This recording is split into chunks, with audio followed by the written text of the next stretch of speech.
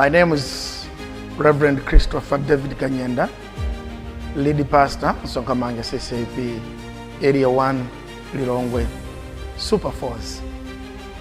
You are welcome to MSONKHAMANJA CCAP, and I encourage you to be liking and subscribing our page. We are on Facebook and YouTube, Twitter, and other avenues. Once again, you are welcome. Koma pankafunika wina ora muchite perfect. Ngati locus amuonetse direction, amtume amuchite qualify. Chidwi alina jogale. Ndipo chidwi chake chakufuna kupulumutsa Israeli chidaonekera kale pa Exodus chapter 2. Pamene adaona Muheberi akuzunzidwa ndi Mwaigupto, yadayesa kupha Mwiguptoyo kuti athandize abale ake. Chidwi ichi chikuulula kuti Mose amafuna atatumikira, koma sangatumikire bwino ayi, chifukwa palibe omutuma ndi kumchita qualify amene amamlozera munthu choti achite, popeza Mulungu ndiye wotuma wanthu ku ntchito ya utumiki. Koma chimene amachita Mulungu ndi kuyang'ananso zimene munthu amachita kale, ndi kungomthandiza kuti aone nazo njira yabwino, aone nazo kopita kwabwino. Ndipo pa chapter 3 Mulungu akumpeza Mose, monga adamuona pa chapter 2 kuti ali nchidwi chofuna kulanditsa Israel. Mukapitanso kumachitidwe chapter 9 muona kuti kuli nkhani yokudza Sauli, amene poyamba adali nchidwi chomatumikira Mulungu pomapha anthu onse opemphera, namatumidwa ndi akuluakulu akachisi, ndipo mpaka nankatenga ndalama zake kumachita finance maulendo okasakasaka mabona again kuti azikapha. Ndi chidwi chofuna kutumikira Mulungu. Pa chapter 9 Ambuye Yesu akumana naye pa njira ku Damasiko, ndikugwiritsa ntchito chidwi chomwe ali nachocho ndikunkoza kuti akatumikire di Mulungu. So ndi chimene tufuna tione mawu zisisi zimene Mulungu ali nazo moyo mwathu. Verse 1 la Exodus chapter 3, tiyambire pamenepo. Exodus chapter 3 verse 1.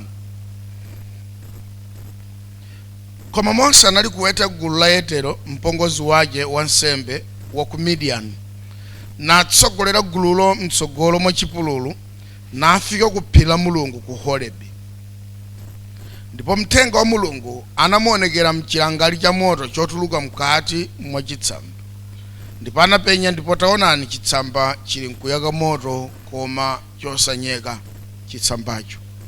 Ndipo Mose anati, ndipatuketu ndikaone chodeka chili ukocho. Chitsambacho sichinyeka bwanji. Verse 4. Pamene Yehova anaona kuti adapatuka kukapenya Mulungu ali mkati mwa chitsamba, anamuyitana nati, Mose, Mose, ndine. Ndipo anati, ndili pano. Ndipo iye anati, usandikire kuno, vula sapato zako ku mapazi ako, pakuti pamalo pamene upondapo iwe mpopatulika. Nanenanso, ine ndine Mulungu wa atate wako, Mulungu wa Abrahamu, Mulungu wa Isaki ndi Mulungu wa Yakobo. Ndipo Mose anabisa nkhope yake popeza anaopa kuyang'ana Mulungu. Ndipo Yehova anati, ndapenyetsetsa mazunzo anthu anga ali mwa Igupto, ndamvanso kulira kwawo chifukwa cha akuwafulumiza, pakuti ndidziwa zowawitsa zawo. Ndipo ndatsikira kuwalanditsa m'manja a anthu a Igupto ndi kuwatulutsa dziko lija ubwe akwere nalo mdziko labwino ndi lalikulu, mdziko moyenda mkaka ndi uchi ngati madzi, ku malo a Kanaani ndi Ahiti ndi Aamori ndi Aperezi ndi Ahivi ndi Ayebusi. Ndipo tsopano taona kulira kwa ana a Israeli kwandifikira, ndapenyanso kupsinjika kumene Aigupto apsinja nako. Tiye tsopano ndikutuma kwa Farao kuti utulutse anthu anga ana a Israeli mwa Igupto. Amen. Machitidwe chapter 9.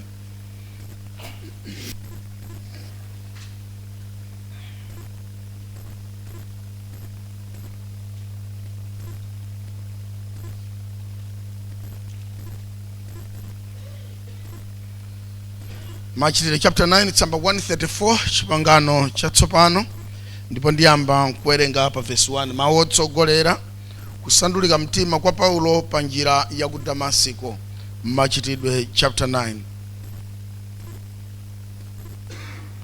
Koma Saulo woseleka kupumira pa kuphunzira Ambuye kuopsa ndi kupha ananka kwa mkulu wa nsembe napempha kwa iye akalata kunka nawo ku Damasiko ku masunagoge kuti akapeze ena otsata njirayo amuna ndi akazi akawatenge kudza nawo omangidwa ku Yerusalemu. Ndipo poyenda ulendo wake kunali kuti iye anandikira Damasiko, ndipo mwatsitsitsi kudawala momzungulira kuunika kochokera kumwamba. Ndipo anagwa pansi namva mawu akunena naye, Sauli, Sauli, undilondalonderanji?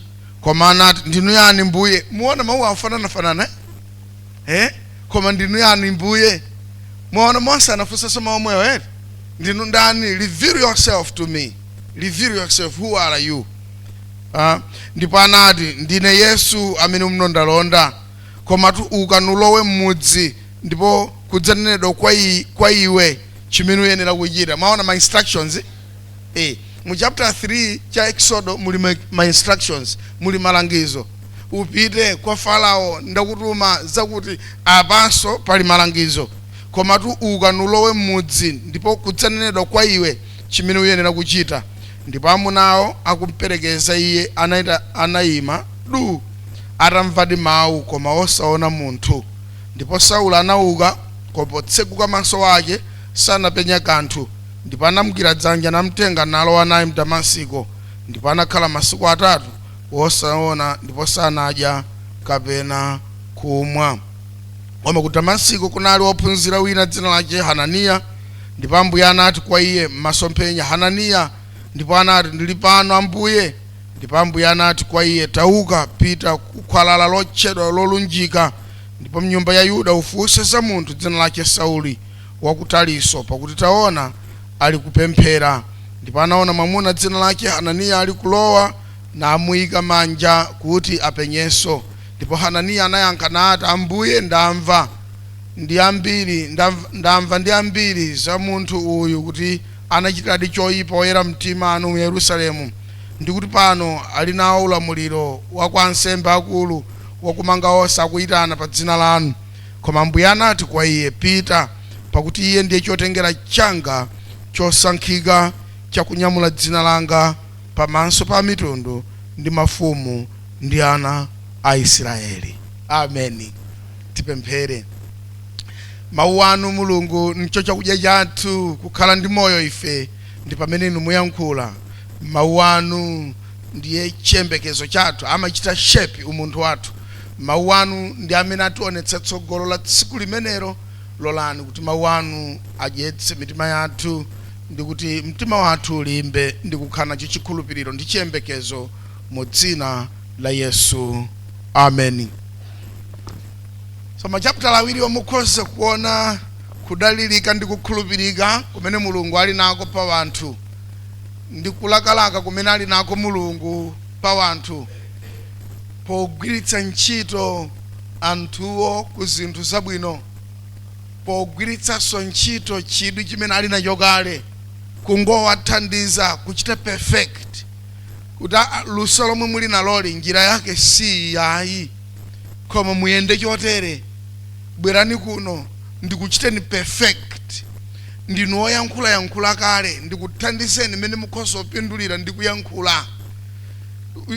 Buku MSONKHAMANJA yokhudzatu mzimayi adawuzidwa ndi Eliya kuti kabwerekeni mbiya.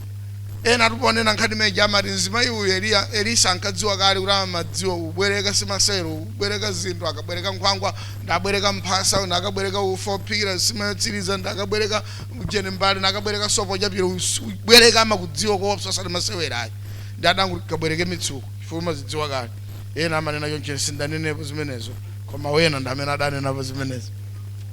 Koma chimene ndifuna nene pano nkuti mu chapter 2 cha Exodo Mulungu adaona Mose ali kupha Mwaigupto kuti alanditse abale wake. Mtima uli wakufuna koma kachitidwe nkolephera. Njira yochitira ntchitoyi pakufunika wina wotituma. Sipafunika kungogwiritsa ntchito luso lathu. Luso limatha kuchita koma limalephera, limaperewera. Sitingafikire ku chifuniro cha Mulungu. Ndi muja atapha mu Aigupto Moses kungomupha Mwaigupto popanda omutuma kuti yamba kumapha Aigupto, popanda omuchita qualify, kungogwiritsa ntchito kuthekera kwake. Kuti adabadwa luso odziwa kalati, odziwa kaphedwe ka munthu. Moses adabadwa mphamvu oti akadatha kupha munthu, adakwanitsa kuphadi Mwaigupto koma opanda dalitso, chifukwa palibe omutuma kuti achite ntchitoyi. Nobody qualified him. Nobody perfected his way. Anaenda njira yake. Njira zonse zikhoza kuoneka ngati zabwino, koma ngati palibe wotituma kuti tichite zimenezo, ndi mojete tibwerere tifuse Mulungu kuti atiuze choti tichite. Pa chapter 3 mutsopo cha Mzimu Woyera adalipo mkale lomwe. Iye adatsogolera nawo ntchito yachilengedwe. Sikuti Mzimu Woyera adabwera pa tsiku la Pentecost. Mzimu Woyera ndi wakale kale, koma kuti pa tsiku la Pentecost adabwera kudzakhazikitsa mpingo. Ndifaka matchuka kwambiri pa tsiku la Pentecost. Ndikuti pa Pentecost Mzimu Woyera anayankhula ndi chigulu, koma Mzimu Woyera adakhala ali kuchita zinthu yambira kale kale zambirimbiri zosiyanasiyana mwa ma individual people, mwa munthu mmodzi. So pa chapter 2 cha Exodo tikadawerenga mukadaona Mose ali kupha Mwaigupto chifukwa ali ndi mtima ochitapo kanthu chifukwa cha abale wake, koma ali kulephera.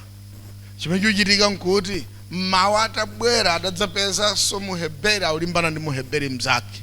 Mukayiwerenga nkhani imeneyi. Mose ponena kuti ndinu pachibale musamakangane, zisiyeni izi, kukakondanani, ndi pamene Muheberi wina adati kodi adakuyika ndani kuti uzititsogolera ife. Amen. Adakuyika ndani? Who ordained you? Who qualified you? Adakuyika ndani? Who blessed you kuti uzititsogolera ife? Kodi ufuna undiphe ine monga udaphera Mwaigupto dzulo? Ndi pamene Mose adayambira mantha kuti nkhani ija idadziwika. Anthu ambiri adadziwa kuti ine dzulo ndidapha munthu. Wosadziwanso kuti nkhani ija kwa Farao idafikanso.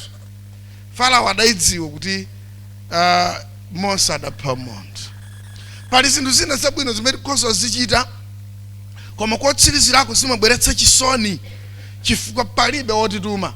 Kulibenso kuti ngakanene kuti Ambuye mudandituma ndinu pa izi, ndagwa m'mavuto koma wandituma ndinu, sungathenso kutero chifukwa palibe amene adakutuma. Ndipo kuntchito zotere pafuna kubwerera msanga nukafunsabe Mulungu kuti atithandize. Tili zinthu anthu zimene timachita nthawi ina kuzichita bwino kwambiri koma osati Mulungu adatituma. Zotere zimathera chisoni, koma mdalitso subwera ndi chisoni. Ntchito imene adayigwira Moses pa chapter 2 popha Mwaigupto kulanditsa abale wake, sadalandire nayo mtendere, sadalandire nayo ulemu.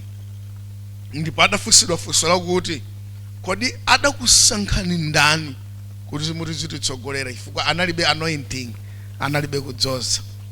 Tindi anthu amene amakhala ndi chidwi chofuna kukhala mtsogoleri wa wanthu, molimbira, mochitulanda, mochitukwakamiza kuti mkutsogolereni bendine basi, kapena kukhala wochitira zinthu anthu wena mopanda kuwafosa.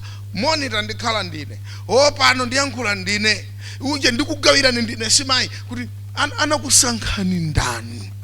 Fika perewera sima anthu anena kuti inu munali ncholinga chofuna kuti ife tisadye pano. Munajijirika motere bwanji? Bwanji munadikira osadikira ulamuliro? Ine ndimangodzipereka. Bwanji osadikira ulamuliro? Popeza popanda wokutuma sipakhala dalitso lililonse mpaka na wina akutume kuti uchite chinthu. makamaka pa nkhani ya ulamuliro. Ndimene ndunena ine makamaka pa nkhani ya ulamuliro. Ndipo pa chapter 3 Mulungu ali kudziwa chimene Mose amafuna atakhala. Ndipo adachiona mu chapter 2 kuti Mose adayesera kuigwira ntchitoyi koma kuti padalibe omutuma. Mzimu Woyera ali kubwera pa chapter 3 mchitsamba choyaka moto. Ndipo chimene chikuchitika ali kukumana ndi Mose kumalo a ntchito. Mukumbukira dzana ilo tinali pa nkhani yomweyi undime ina.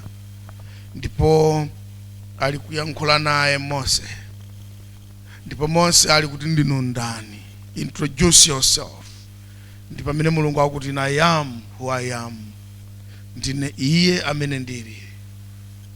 Ndamva kulira kwa Israeli. Ndili kukutuma tsopano.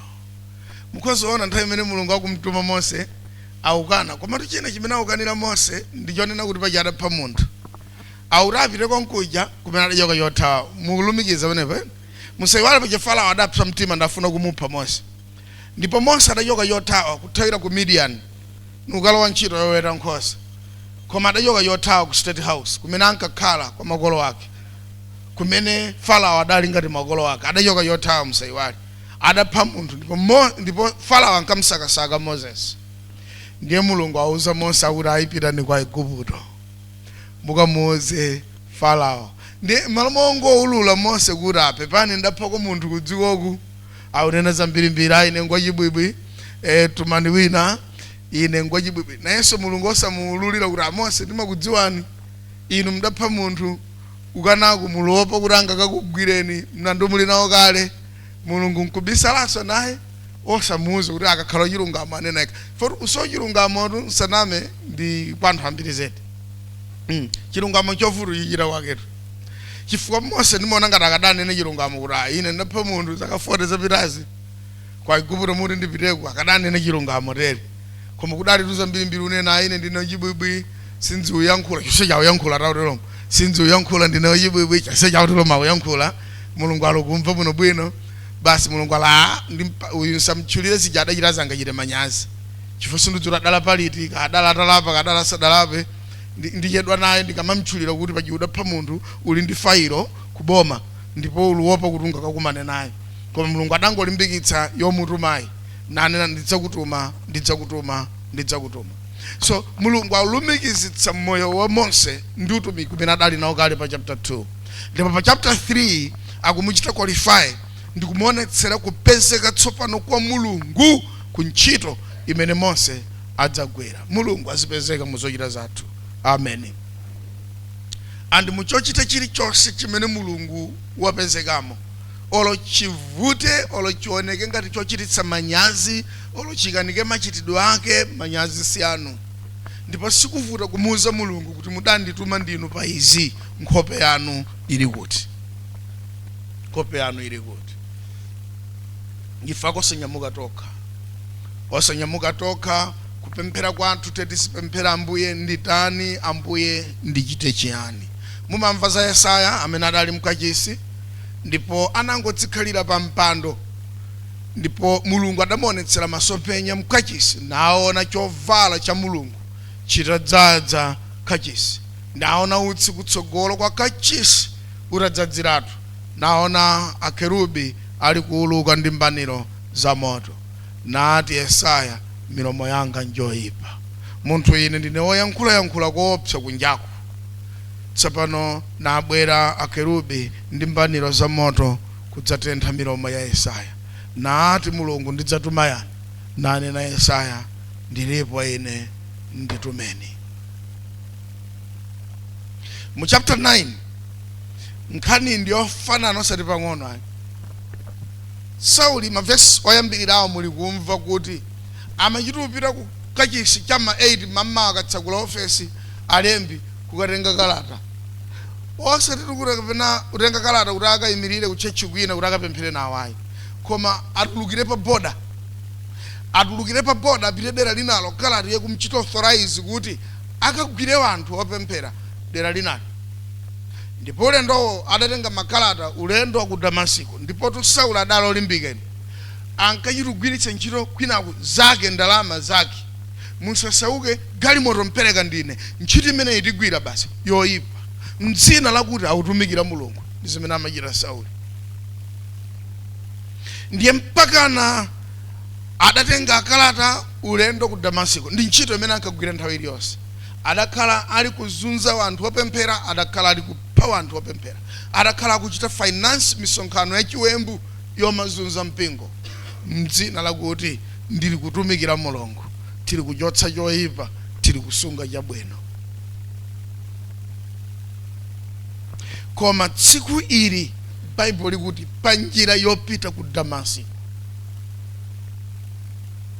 in the action, nthawi ya office, pa ulendo wa kuntchitoyo, ngati mmene Mulungu anampezera Mose ku chipululu ku malo odyetsa nkhosa, kumupeza mu ndondomeko ya ntchito, makalata ali m'manja, zomangira anthu wanyamula, ulendo okatenga anthu ku Damasiko amene amatchula kuti Yesu ndi Ambuye. Ndi pamene pakuti kuwala kudamzungulira, kuwala kudamzungulira, padagwa pasi. Ndipona anadamva mawu, Sauli, Sauli, Sauli, uli kundilonderanji? Adafunsa, ndino ndani Ambuye? Introduce yourself. Awawanda Aheberi wasewa Mose ndi Muheberi, Sauli ndi Muheberi. Wasewa amafuna adziwe mtundu wa amene akuyankhula ndi ndani. Ndipo pamene Yesu adati ndine Yesu amene uli kumulondolondayo, sizidali zophweka kwa Sauli, koma chipangano chatsopano ndi m'malo mwakuti ukadakhala chipangano chakale akadanena kuti I am who I am, ndine amene ndili, akadatero. Yesu mu chipangano chatsopano akuti Sauli, Sauli, ndine Yesu amene uli kumulondolondayo. Koma tsopano dzuka. Nthawi yomweyo ndi kuti ngokhungukale, ndi kuti podafunika wina amugwire dzanja. Nthawi yomweyo amulozera kale chochita, tsopano zinthu zisintha. Utumiki womwewu, kulakalaka komweku, kufunafuna kutumikira komweku, tsopano zizichitika bwino. Popeza Mulungu wakutuma tsopano Sauli, utumikiradi. Ndipo ngati umamfuna Mulungu, tsono wampeza, ndipo uchitadi zinthu zimene unkafuna utazichita. Mukhoza wana utumiki wa Paulo susiyana ndi chidwi chimene adali nacho poyamba. Chidwi chimene adali nacho poyamba sadatembenuke mtima, sichisiyana ndi chidwi chimene adali nacho kutumiki wa kutsogolo. Paulo anali munthu very hard working and dedicated. Munthu amene adachita utumiki angakhale kumagwiritsa ntchito zinthu zake exactly zimene ankachita sadatembenuke mtima. Nthawi imene ankapita kumakaphanthwa opemphera amagwiritsa ntchito chuma chake ndi cha mpingo kuphatikiza kuthandizira ukapha anthu opemphera. Ndipo iye amati ndiutumikira Mulungu. Atatembenuka mtima ankachita zomwezo. Kawerengeni nkhani imene ikukhudza Dema, Onesimus ndi Paulo m'buku la Filemoni. Ndi pamene mukadzi kuti Paulo amagwiritsa ntchito angakhale zinthu zake. Onesimus atathawa ku nyumba kwa Filemoni, adathawira ku prison kumene kunkakhala Paulo. Ndipo kumeneko nkumakadya nkumakhala ndalama za Paulo, mpaka ndi kumupanga disciple Onesimus, mpaka na mnyamata nkufika na kusanduka born again ali manja mwa Paulo, financed by Paul. Pajadali Misiri ankafufura zikopa nkumagulitsa makonza matenti, mpaka na magwiritsa ntchito chuma chake for the gospel. Ndipo mpaka na nthawi imene amatuluka Onesimo kubwerera kwa Filemoni, mpaka nadalemba kalata Paulo kuti uyo abwerera kwa iwe tsopano Onesimo okonzedwa ndipadza kupindulira, umlandire usamwerengereza kale. Koma ngati adaononga zambiri na kuonongera katundu wako, undilembere invoice. Amen. Ndidzapereka, ndidzalipira utumiki umenewo.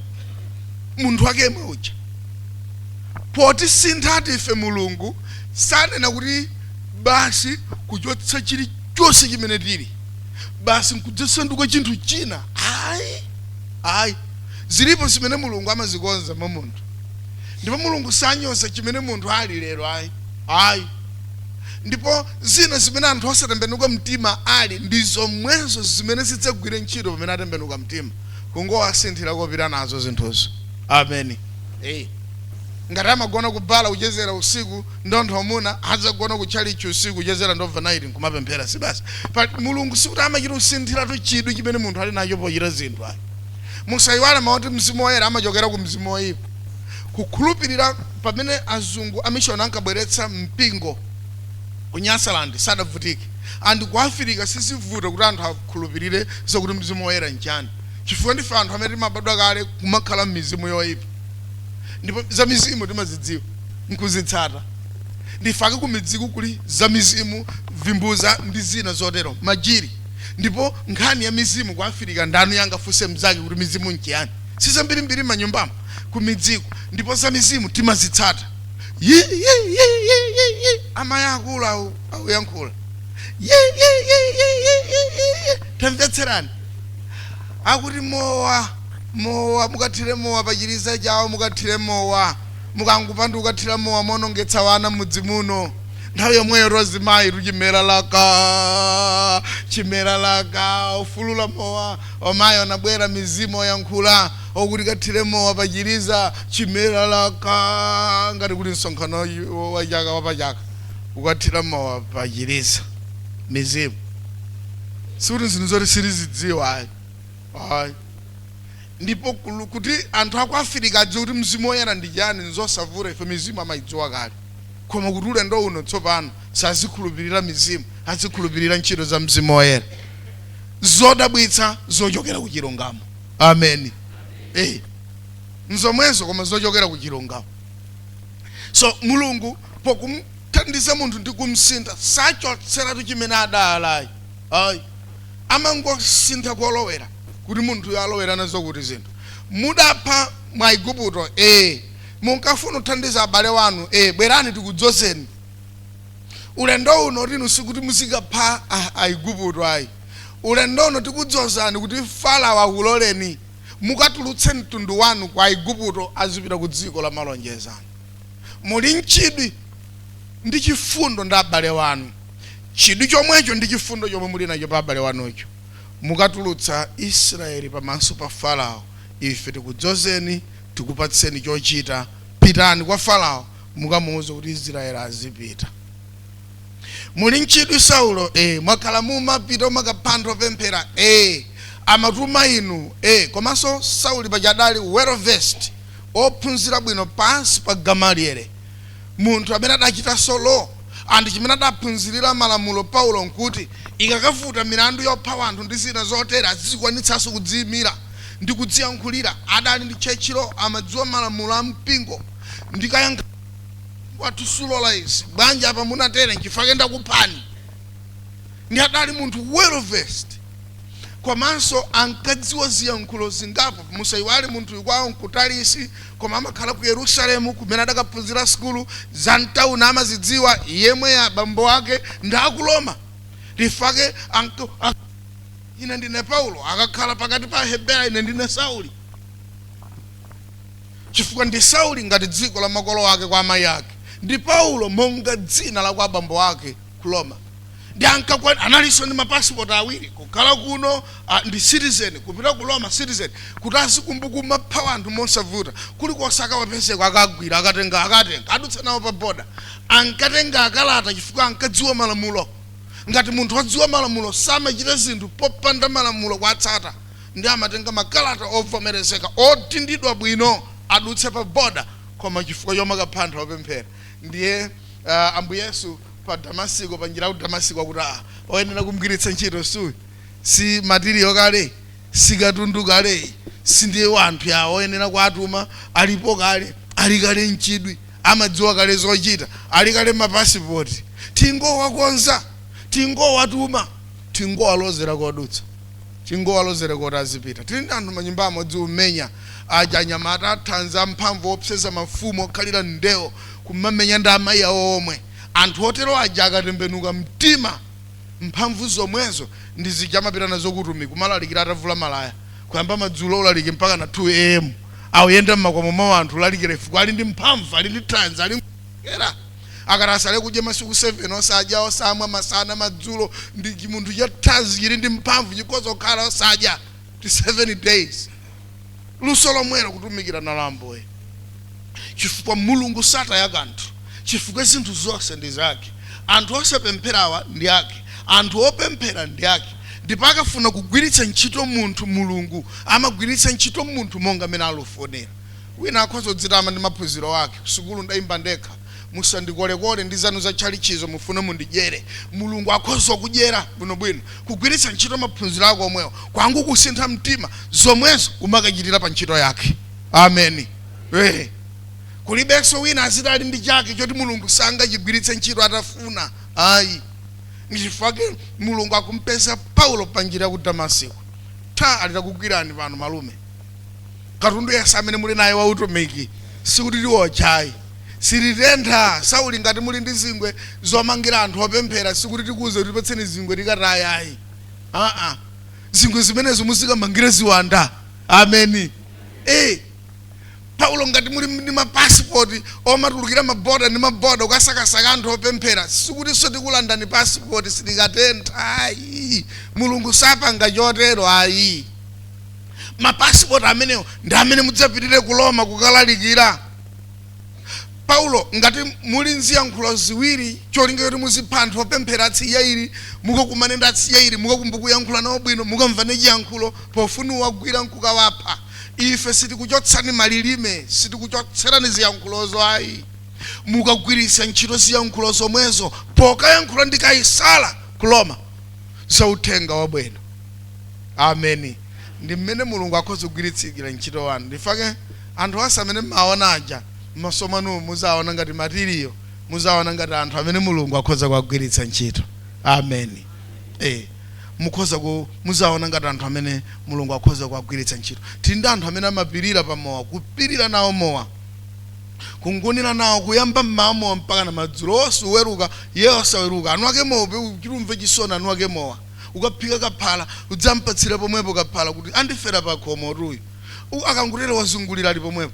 Nyimbo mumbo mbiru yimba zamowa, nyimbo mumbo mbiru yimba zamowa, nyimbo kuti mwe adzaimba makolasi sazidzaleka, adzaimba makolasi mwe munthu wake ndiye mwe si wina, si mulungu adzagwiritsa ntchito wina. Ayi. Umazungulira pa malo ambiyamo, umangozungulira mpaka na madzulo pazikazungulira pa chalichi. Mulungu akhoza kugwiritsa ntchito aliyense monga mmene munthu yalili. Amen. So nthawi imene akumtuma Paulo mulungu saonena kuti tsona Paulo papeza takutumani tikusinthani chilichonse msakhale ngati mmene mulilimo. Ayi. Mulungu amamugwiritsa ntchito munthu monga mmene munthuyo alili. Ngati adachotsa mano kundewo ndi born again azikalalikira ali ndi vigweru, ndipo polalikira azikachula vigweruvo ngati umboni wa zimene zoyipa zimamchitira munthu. Ndipo akamayimba makolasi ndi zigweru sikisi, anthu azikadzimvera chisoni kuti tionani munthu wapemphera. God can use anything. And mulungu saluza paja. Pala anthu ena amene adautenga moyo wawo kukaupereka kuzoyipa amaganiza ngati amumvetsa kuwawa mulungu. Amakamtenga munthu monga mmene alilimo. Monga mmene alilimo. Ndikumugwiritsa ntchito. Nakupatseni chitsanzo cha zimene ena amanena kuti amayi aja adawuza kuti kabwerekeni mitsuko. Ugena dawo Elisa dawo zonjalo amayi kabwerekeni mitsuko. Wani mafumu 4 amayi kabwerekeni mitsuko. Ndiye namatera amayi jankadzo kuti bwereka madziwa libe masalibe manyazi nkuyenda makomo anthu kabwereka zinthu. So amadziwa kali akakhoza kugwiritsa ntchito moyo omweyo otubwereka madziwa amatero wena. Koma chimene mafunena nkuti mulungu ndi ochititsa chidwi kwambiri, khulupirirani za anthu onse amene mmaona. Ifeyo tupemphera kwathu uzikhala kwane kuti Ambuye aitaneni ku ntchito yanu anthu amene aluchira ntchito zawo basi. Chifukwa mulungu ali nkuthekera kochita zinthu pa wanthu angakhala amene timayesera kuti zinthu zabwino sizingachitikire. Kodi inu mwayiwala kuti pamene mulungu ankafuna kubweretsa Yesu mwana wake kuti akhale chipulumutso cha dziko, adapita mmodzi ku Nazareti, ndipo mngelo Gabriel adabwera ku Firudi kudzagwira ntchito yodzasakasaka kudzayankhula ndi namwaliyo Maria wa ku Nazareti, mtsikana wa mmodzi. Kodi inu mwayiwala kuti mpaka na mngelo Gabriel sadabwerere kumwamba, adakhala mawiki angapo ku Firudi kokagwira ntchito mpaka nakumane ndi Yosefe amfotokozere kuti usalekane chibwezi ndi Maria namwaliyo pakuti mulungu wakonza zinthu. Mena amabwerera Gabriel atagwira ntchito zonse mmudzi ku Nazareti. ndi mmene mulungu amachitira ntchito zake kugwira ntchito ndi anthu amene tiwaonachi, anthu amudzi mwathu, anthu apa mpingo pathu, anthu akunsika kwathu, anthu amene timakumana nawo njiramo. Akhoza kuwatuma mmene angawatumire nawagwiritse ntchito mmene angafunire. In fact, we shouldn't limit God. Tisamampange mulungu nena kuti akoma kuonekera awa sanga atume, kuoneka ngati amene akhoza kutumidwa ndi awo, oneka ngati ali pafupi zedi kusiyana ndi awo. Ayi, tsiku limene mulungu adzafuna kuchita chinthu chadzachitani adzachichita. Ndipo ife tizikhulupirira kuopsa ndi ulamuliro umene mulungu ali nawo. Lero ndimangofuna ndikuonetsereni mmene mulungu akhoza kuchitira zinthu. Ndifake mulungu ndi olemera kuopsa, akhoza kudziyitanira yekha wanthu ndi kuchita zinthu zonse yekha. Ndipo ine izi zitandithandiza kuti mwina ndisamadzimve kuti popanda ine zinthu sizingachitike. Sizoona. Mulungu akhoza kuitana aliyense atafuna ndi kudzutsa aliyense pa chilichonse. Olokwa ijolo mtati mwaleka. Mulungu akhoza kuchita zinthu zodabwitsa mpaka nenu nkudzamva m'mimba mulu kumva kuti kwa ija pano payafika patali kuposa mmene idalili nthawi imene inu munkayitsogolera mocha. Fo mulungu akhoza kuchita chimene angafune mu nthawi yake. Amen. Akhoza kukadziyitanira yekha wanthu kunjako nubwera kuno kudzachita utsogoleri wa mpingo bwinobwino. Ndikupanga mpingo uno ukhala waukulu kuposa mmene lero lowuliri. Don't limit God. Izi zizitithandiza kuti tisamadzimve kuti kumene kuja ino akhoza mvana nuwawa ntapa ndumapezeka zidzayima zidzakanika. Ayi, wosachita chibwana chimenecho mulungu akhala kusunga mpingo for decades. And mulungu ndi woopsa kwambiri. Wakhala kusunga zinthu zake mwamphamvu kuyambira kale. Ali ndi ulamuliro, ali nkuthekera, he controls. Akubweretsa Sauli amene ankapha mpingo ndi kumpanga kukhala chipangizo cha mphamvu chokonzera mpingo. Palibe nyengo imene mpingo udakhala wamphamvu kuposa nyengo ya Paulo. Nyamata otumikira modabwitsa. Ndipadayenda maiko wonse a Heberi, nayenda maiko alendo, nayankhula ziyankhulo zonse za wanthu, natumikira anthu onse muthupi ndi kuzimu koma. Munthu amene adalemba mabuku ambiri na akhazikitsa zinthu zikulu zodabwitsa. Koma munthu amene adangokumana ndi Yesu pa njira ya ku Damasiko. Amen. Ine ndimati tizimva kuti ndi mwayi kuti ine ndine mmodzi mwa anthu ochita nawo zinthu lero zimene mulungu akhozoloza. Amen. Osamadzimva kuti popanda ine mene muje zidzawavuta zinthu. Ayi. Palibe mpingo mene zinthu palibe chimene chidzavute mu mpingo chifukwa chakusapezeka kwanu. Chimene chocho muchidziwe yambira lero. Palibe chimene chidzavute pakwaya chinthu chifukwa niyo palibe. Ayi. Pokapoka kadakhala kuti mpingo umachokera ku nyumba kwa munthu. Kuti munthu wina ndatsibweni wake adapeza kampani yotchedwa mpingo ngati dimba la mpunga. Koma nanga ti mpingo ndichoyambitsidwa ndi mzimu ndi chinthu cha mulungu. Mulungu adzachipanga sustain mpaka na kale kale. Amen. Aliyense wa ife aziti zikomo mulungu kuti ine mmodzi mwa anthu amene chisomo chomapemphera nawo chidandigwera. I'm part of this fellowship. I'm part of this glory. I'm part of this throne. Ndine mmodzi wa zazikulu za pamalo awa. Mzimu umenewu ndi umene mulungu ali kufuna chifukwa ali kudziwa ngati ife titamakhulupirira choncho ndi kuti tikumdziwadi kuti iyeyo ali ndani. Inu mudziwe kuti Aheberi adali ndazitsogoleri. Adali ndazitsogoleri nthawi ya Farao. Musaganize kuti adali okha. They had organization. Anali ndi azitsogoleri atalatala akuluakulu andodo mmanja omangirira kuphazi adzimalamulo ovala zovala za Aheberi. Mose munyankaphula njora za moto muja.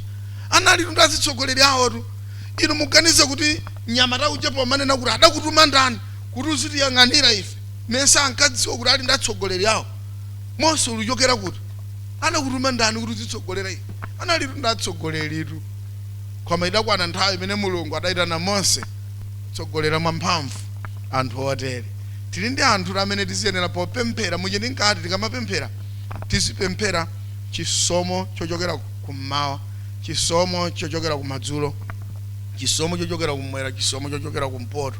Ambuye itanirani anthu pamalo ano. Amen. And zilipo nyengo zina mpingo mulungu amaupanga fine amatha kusintha. Pali mipingo ingapo imene ndidamva munthu aone kuti yabusa kumpingo umene kudabwera anthu anyowani. Mutati mwapita mukapeza kuti nkhope zambiri nda alendo anyowani. Koma kuyendetsa mpingo modabwitsa ko basi.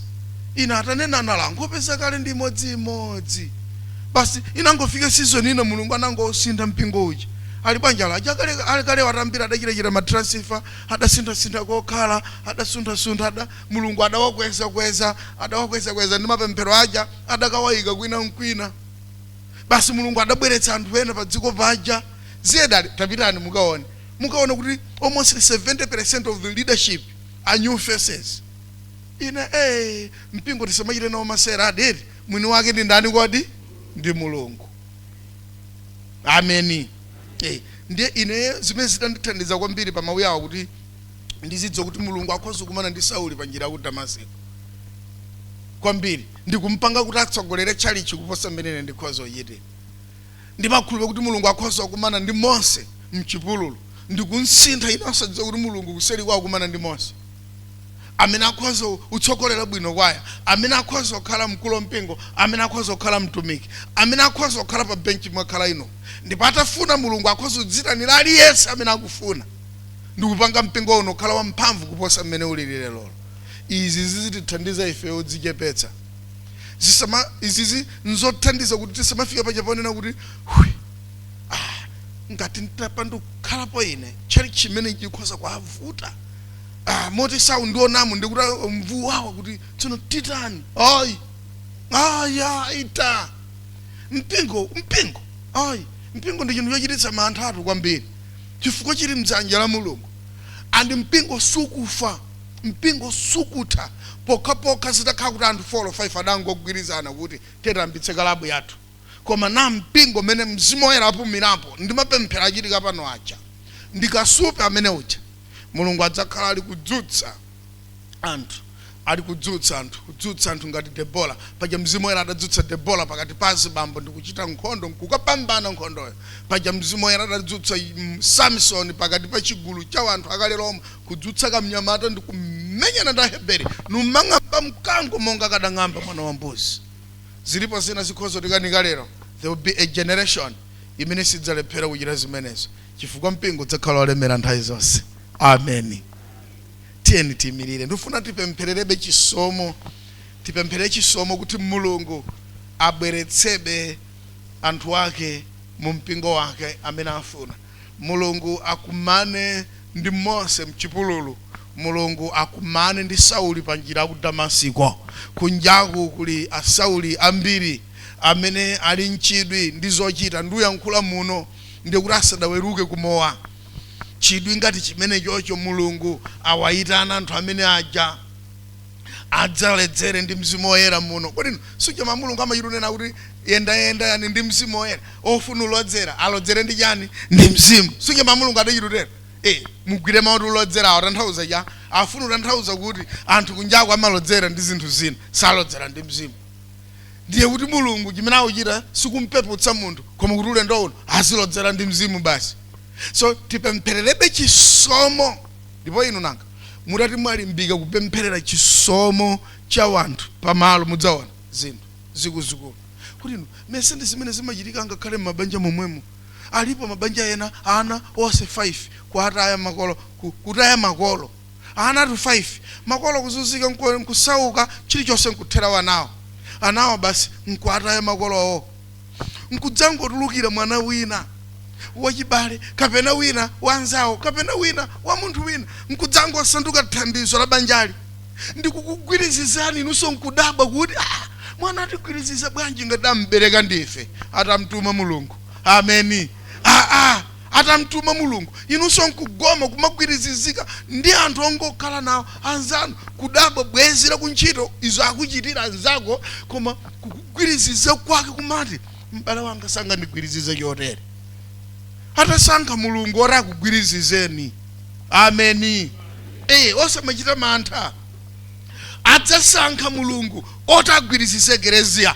Tipemphere kuti mulungu akumane ndi Sauli pa njira ya ku Damasiko. Akumane ndi anthu amene ali nchidwi choma kaphantho opemphera. Abwere adzalimbana ndi ziwanda muno.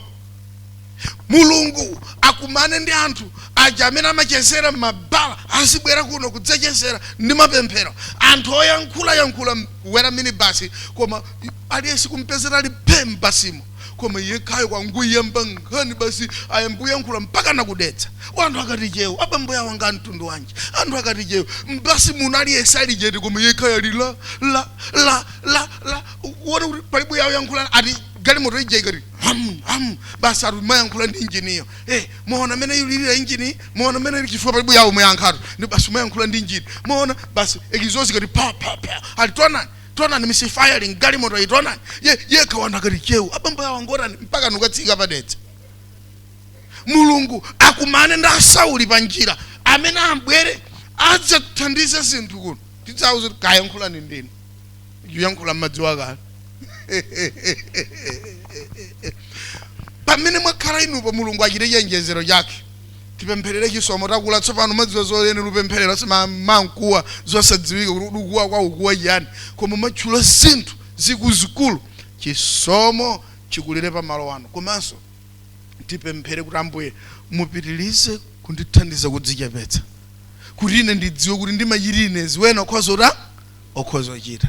Mulungu akhoza otuma wanthu amene akhoza ochita kuposa ine ndipo mpingo sudzafa. Ndipo aliyense amene ndi mbali imodzi ya mpingo unazita Ambuye zikomo kuti ine I'm part of this beautiful family. Koma osadzimva kuti pamene paja ntati ndisakupezeka they will be missing me. We will not be missing you. We will not miss you. What we miss is the anointing imene Mulungu amachita nayo sustain mpingo wake. Ndipo Mulungu adzadzitanira yekha anthu kuti aone chisomo nayamba kumawadalitsa. Inetu kupezeka nawo muno ndi kuti Mulungu ndangomupura kuti andidalitse nawonso mene awudalitsira wena basi. Koma osati kuti wena sangapezeke akhoza opezeka. Koma ine zikoma Mulungu kuti inenso ndine mbali imodzi ya chinthu chabwinochi mene mudalitsa wenawa inenso munditana Ambuye mundikumbukire. Basi uyerekeze uleka kwaye uganiza ngati kuti kwaye meyi kufa sifa mpaka nakubwera ena achilendo. Ndipo inu chitsanzo ndi zimene Mulungu amachita ku MSONKHAMANJA kuno. Makwaye naja mumaona mphamvu yaja musaganize kuti amatsogolera ndi anthu ogona tu mu MSONKHAMANJA muno. Mudzafufuze ena aja amachokera kutali koma amakhanga apo mpano 5 koloko alikalipo mpano uyimbitsa kwaye uthandize upanga chilichonse kwaye umapita patsogolo. Inu mumaganiza ngati amagona kuseri kwa nyumba kwangako. Ayi mukafufuze ngati amachokera kumwenda wanu simukapeza. Mukafufuze ngati amachokera ku force simukapeza. Chitani kafukufuku nokha. Ifo Mulungu adadzitanira yekha anthu amene azikuuza ekerezi yayi. Amen. Inu tsiku linati kutabwera munthu ku nyumbako kuchokera kutali dziko lakutali. Bwezi athu ena adabwera kudzacheza ku nyumbako tekeza tidabwera kuno dzapemphererana. Kenaka kuti abusa ndimafuna ndilembe pena pake ndipaseni cholembera. Ine pereka cholembera. Basi adangutenga checkbook basi uyamba ulemba. Basi ndikuti mwambamu lembani mwakuti MSONKHAMANJA tsono. Basi musimu nkulemba kuti 500,000 nkulemba mwambamu kuti umulemba kuti MSONKHAMANJA CCAP. Ine upita ku president ukapatsa anjira agoma tali ugene ndalama iyi walembayo simungamufusi kuti ngwa mpingo wanji sakhala kumwenda 2. Mulungu wadzitanira yekha anthu amene akhoza kuchita zimenezo. Etu olo ineyo ntati zinthu zanga ndakaniza kaya masika anga ndakaniza kaya mphatso zanga ndanyada nazo kaya ndikuganiza kuti munthu ndine ndekha dziko lonse lino mudzaona brilliant people coming. Nutumikira koopsa inunso nkugoma chifukwa mpingo uno mwini wake ndi Mulungu ndipo adzauchita sustain. Amakumana ndi anthu pa njira ya ku Damasiko ndikwayesa chotengera cha uthenga wabwino. Ngati lero ndili mbali imodzi ya chinthu chabwino pano ndingoti Ambuye zikomo nanenso nchite nawo. Mukhoza kutuma wena mwatuma ine Ambuye zikomo ine ndanzangawa tidalitsikira limodzi. Tipemphere kuti Ambuye mundichite sustain. Kunyada kusandipeze, kunyada kusandichotse pano, kunyada kusakandike pasi, kunyada kusandichiritse kuti ndijombe tione kuti achite yani. Koma ine mundithandize Mulungu ndikhale nawo mbali imodzi ya chinthu chabwinochi. Madalitso anu azindipezerapo mpano. Tiye ndipemphere chisomo cha ekereziya choma kumana ndi Sauli pa njira ya Damasiko. Chisomo cha ekereziya chokumana ndi Moses mchipululu kuti akatsogolere Israeli. Ambuye dzitanireni nokha anthu amene adzatumikira pa guwa lino. Dzitanireni nokha anthu amene adzachita zinthu pano. Dzitanireni nokha anthu amene adzatsogolera makwaya. dzitanireni nokha vanthu amene adzachita ukulu mpingo pa malo ano. Dzitanireni nokha vanthu amene adzachita ntchito ya ubusa pano. Dzitanireni nokha vanthu amene adzakuza mpingo uno. Ndipo kuti ife ndife mbali imodzi ya chinthu chabwinochi, tili kulemekeza dzina lanu. Madalitso atigwere, kukoma mtima kwanu kutichitikire.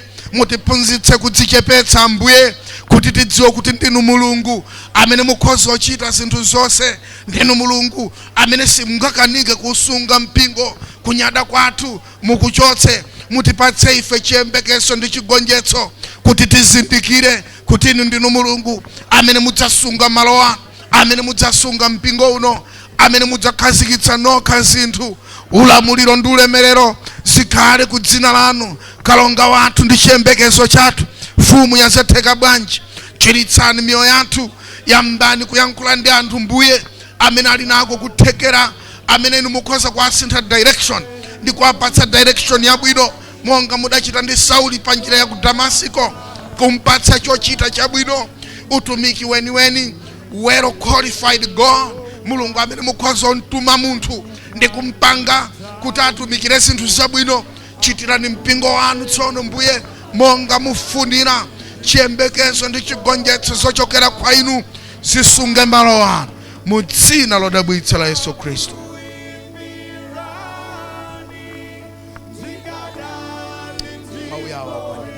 Amen. Thank you so much for liking, subscribing, and thank you so much for being part of MSONKHAMANJA CCAP. Thank you so much for watching. Keep watching, keep liking, keep subscribing our page. You are blessed. Thank you.